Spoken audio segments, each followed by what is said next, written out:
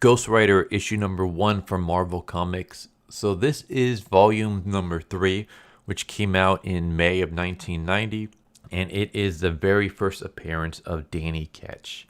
So yeah, after the current Danny Ketch miniseries came out, I decided to kind of go back and read Ghost Rider Volume 3. I've only ever read the first issue. I haven't read any of the other issues, so I thought maybe now would be a good time to check it out. So this is Life's Blood, and it is by Howard Mackey, who did the writing, and Javier Saltaris, who did the penciling. Might have butchered those names, but yeah, Howard Mackey's actually currently doing the miniseries, the Danny Ketch Ghost Rider miniseries.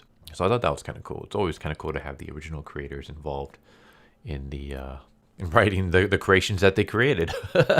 In this issue, we start off with Danny Ketch, and he is with his sister Barb, and they are walking through a cemetery.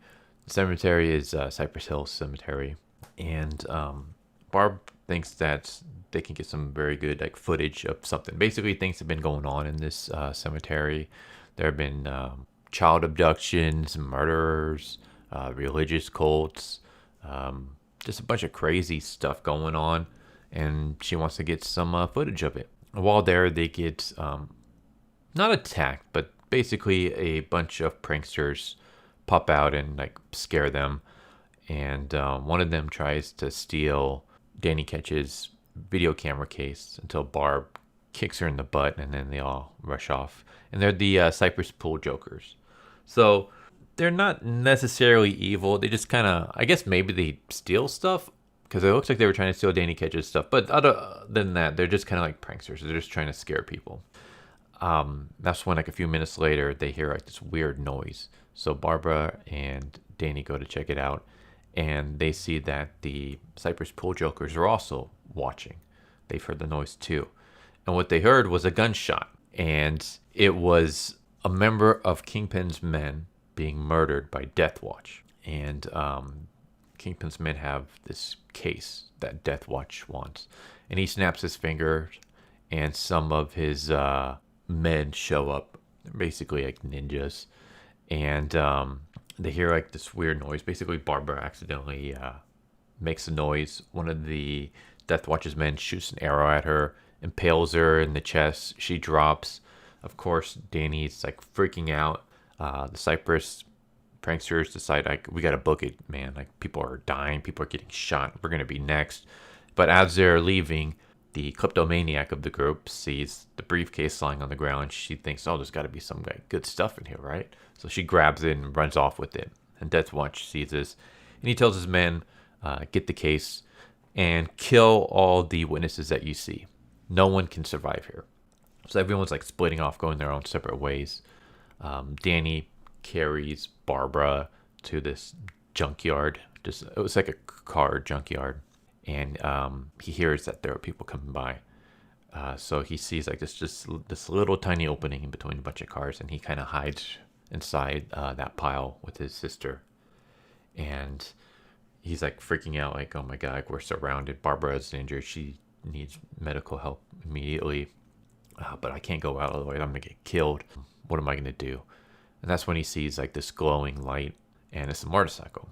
And he like leans her up against it. Meanwhile, right outside the junkyard, the kleptomaniac with the briefcase, she got caught by Death Watch's men.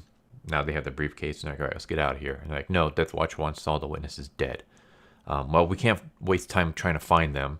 We know they're inside the pile somewhere, but it's going to take too long. Like, let's just get out of here.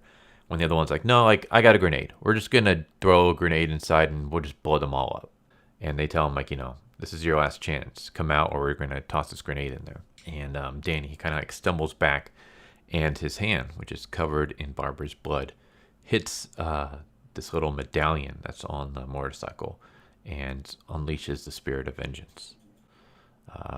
And all of a sudden, we just see Danny like riding out on this souped-up motorcycle, carrying his sister. He's now the Ghost Rider.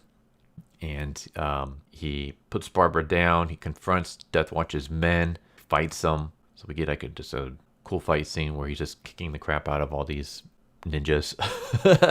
And he's doing like the penance stairs and stuff. Meanwhile, as he takes out the last Death Watch guy, the police start showing up, and in this chaos, the kleptomaniac grabs the briefcase and runs off. So now one of the Cypress pranksters has the briefcase, and the police arrive. They see Ghost Rider, and they think he's like just wearing some kind of mask. I don't know how you can wear a mask with your head on fire. That's the thing that always like made me laugh. Is like even in Volume 2 with Johnny Blaze, anytime people see his face, they think he's like wearing some kind of helmet or some kind of like weird mask, and I'm like, it's a skull with his head literally on fire. I don't know how like you can wear a mask with your head on fire. But yeah, they think he's like some just kind of weirdo, and he just tells them like, hey, this girl needs medical attention, give it to her. They try to like cuff him, and he just like knocks them around, and gets on his motorcycle and rides off as they shoot at him, and he flips over like a car to kind of slow them down as he takes off. And the police see Barbara with the arrow in her, and they like call in for some ambulance. Meanwhile, Danny is riding down the streets being chased by cops, and yeah, we just get like a cool chase scene with the cops trying to take him down, putting up barricades, but he just like plows right through them. He ducks into an alleyway where there's like a dead end, but he jumps onto the wall and just rides like a 90-degree angle just straight up until he finally makes his escape. And then he's like staring at his hands, and it burns away, and he's now back to normal. He's like, oh my god, what the hell just happened? Like I gotta figure out like what happened to Barbara. I gotta make sure that she's okay. And it keeps going. Like you would think like that would be the end. At least like for me, like reading a bunch of modern comics, it seems like there's not like much happening. But here, it almost feels like we get like an entire arc in just one issue. It just keeps going. I was like, yes, this is what I love about like older comics. It's just you get a lot of bang for your buck. You get a lot of story material in just one issue. Like one issue can cover like an entire event, whereas now you need like 4 issues just to cover one arc. But yeah, we cut to Wall Street where we see Death Watch in his civilian appearance. He's like, where's the briefcase? Basically, they say, like, someone showed up, like some weird freak with a skull, with his head on fire, and he's doing some kind of weird stare. He was able to like get involved, and we didn't get the briefcase. So Death Watch shoots him dead, and then he tells the other people, go get the briefcase. And if you fail me, I'm going to kill you like I killed this guy. Meanwhile, we cut to Manhattan, where Kingpin is just like in Speedos, and he's beating the crap out of a bunch of ninjas. This is basically like his training. His training is that he gets a bunch of ninjas with weapons to attack him, and then he just like beats them up, and that's how he gets stronger. And he also says like, hey, I need you to go get the briefcase. Contents of that briefcase are like a great danger to our organization. They can't fall into the wrong hands. We need it. Go get it. And that's when we cut back to Cypress Hills, where we see the kleptomaniac. She goes inside like this crypt where her gang is there, and they're all like partying it up. And she shows that she has the briefcase. And they open it up, and they just find like weird canisters in there. And like, where's the money? Where's the drugs? Like, I thought that's what was going to be inside. It says like these weird canisters.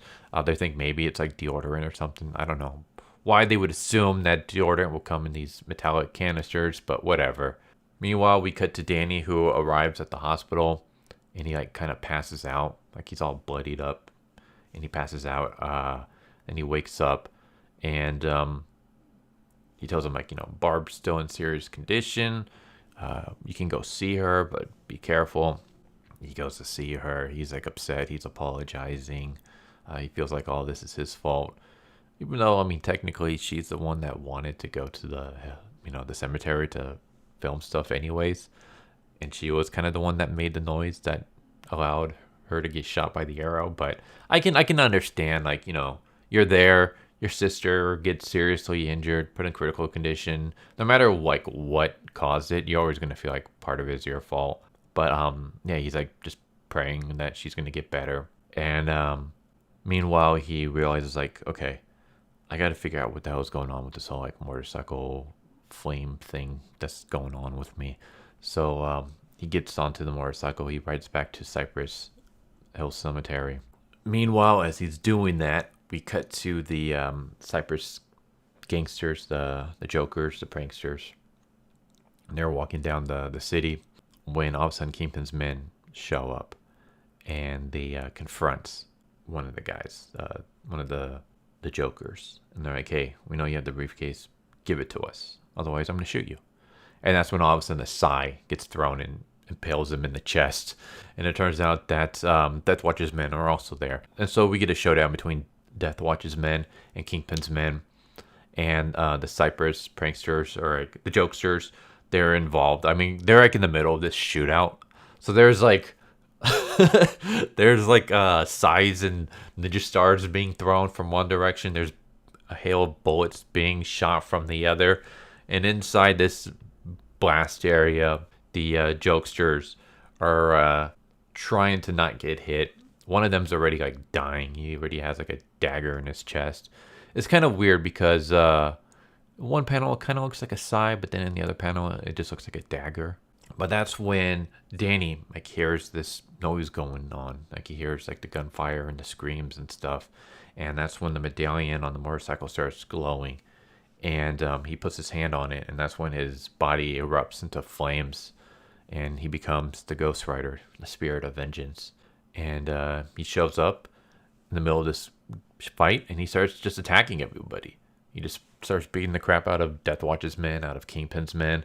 We get like this awesome ability where Danny like pulls out his chains and he like swings it, but as he swings it, the chains start glowing and they unlink and then they kind of sharpen into almost like ninja stars, and then they basically just like sail out. So like he swings, the chains unlink and they spread out. It almost looks like a shotgun blast, but rather than like pellets and stuff, it's just like sharpened chain links. And they go and they just like shred this one dude. And then as they're sailing, like after they shred this Death Watch guy, they link back up together and then they fly back to him and they reform the chain.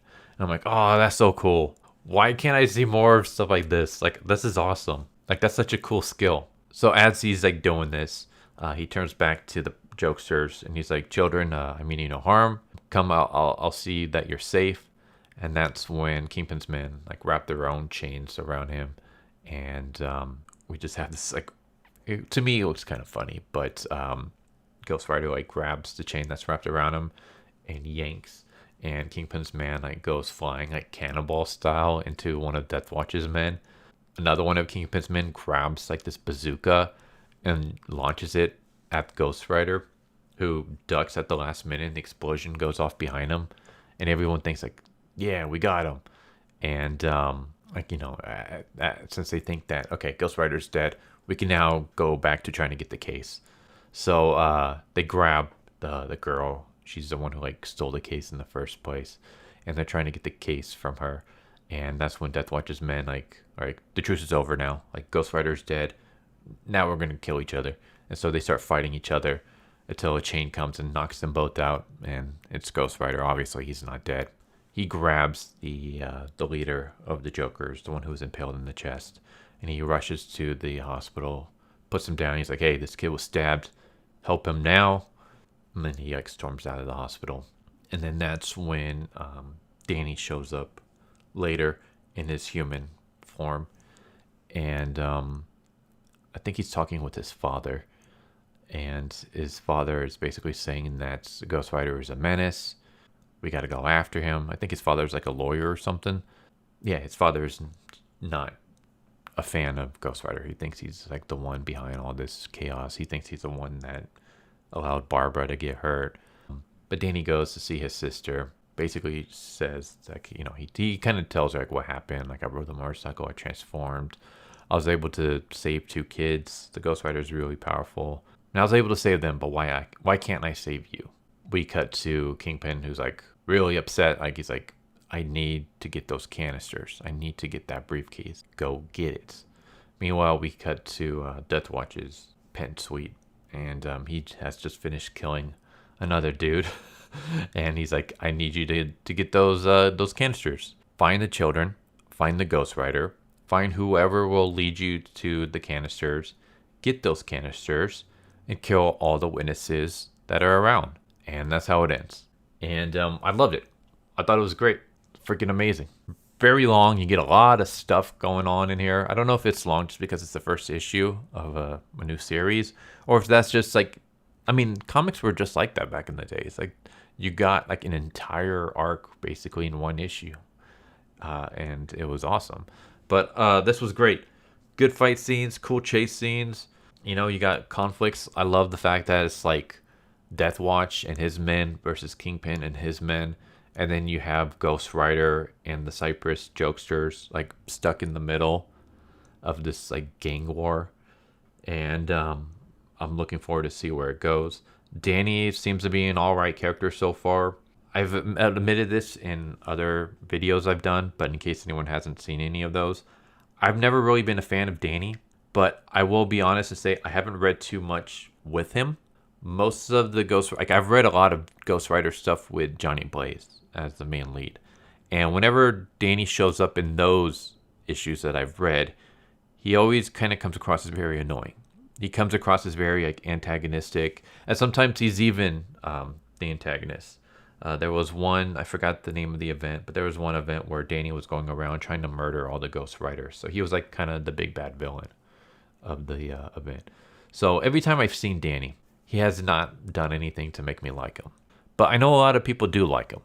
So I thought, well, maybe I'm just reading the wrong issues. Maybe I need to actually read his volume, because I've heard a lot of people love Volume 3, and a lot of people actually prefer Volume 3 over Volume 2. And so I'm like, well, I've read all of Volume 2. Why not check out Volume 3? First issue, I'm already hooked. I think it's awesome. I love it. Artwork is fantastic. Writing is cool. This is just an amazing issue. So I'm definitely going to check out the rest of the issues. It's probably going to take me forever to read them all because of just free time and stuff. But I love this.